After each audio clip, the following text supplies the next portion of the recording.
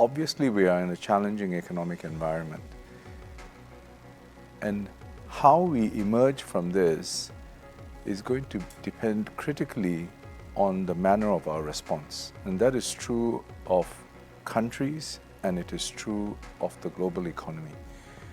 Because if we treat this as a reason or an excuse to retreat into inward-looking policies, then whilst that might give us some short-term sense of, righteousness in the case of some, in the long term, it is going to do great harm to the potential for growth, opportunities, and the raising of living standards for all our people. We should look back to history, look back to the Great Depression, where back in the 1930s, I guess nearly a century ago, the closing borders actually worsened the effect and the length of time of the Depression. The way we see it, opening trade and ensuring trade remains open is critical. It's going to be critical to all of us globally recovering our economies.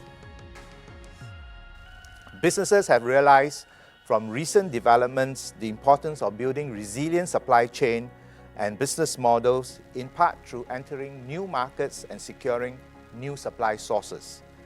Internationalization is not only a key engine of growth for Singapore businesses looking to expand beyond the confines of our domestic economy, but increasingly a means to diversify market-specific risks and reduce exposure to unexpected black swan events.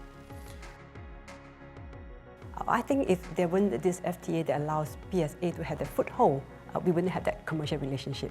So indeed, it's true that things get a little bit more disrupted, but the point about FTA one have to look at is not just so much in terms of the actual market access, but how that leads to relationship building, how that leads to trust, which I think Gautam had made a very strong case. The thought from the Minister this morning about think of FTAs, DEAs as really establishing nodes on a network. And what it does is, between Singapore and Australia, we're really like-minded anyhow.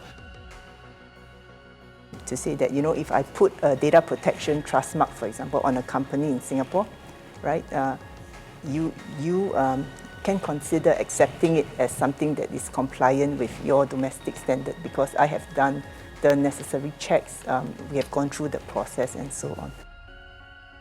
The local brands would first need to embrace digital in Singapore first.